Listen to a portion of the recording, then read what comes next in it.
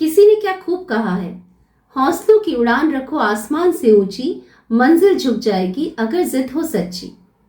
ये कहानी है रोहन की। रोहन एक बहुत ही मेहनती और समझदार बच्चा था।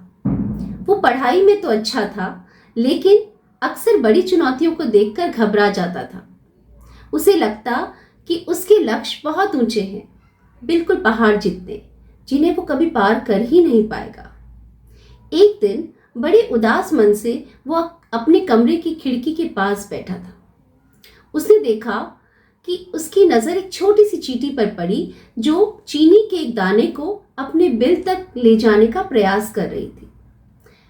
वो चींटी शक्कर के एक दाने को लेकर जा तो रही थी, लेकिन वो उसके वजन से कई गुना बड़ा था।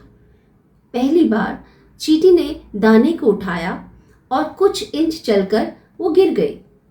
दूसरी बार उसने फिर और जोर लगाया, फिर कुछ और दूर जाकर वो फिसल गई। तीसरी बार, चौथी बार वो प्रयास करती रही, लेकिन उसने हार नहीं मानी।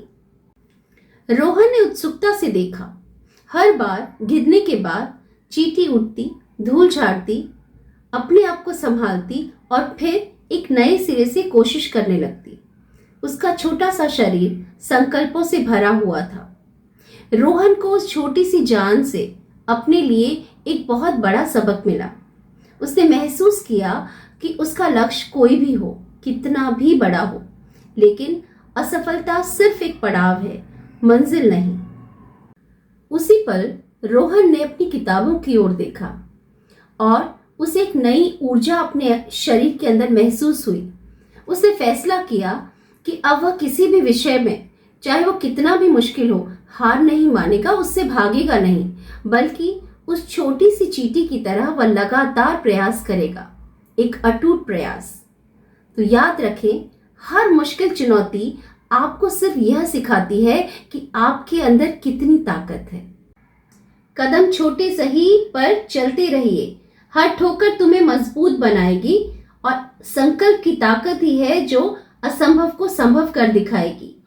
इसी सीख के साथ फिर से कहूंगी, कहानी वो जो दिल को छू जाए और जीवन जीने का नया सबक सिखा जाए।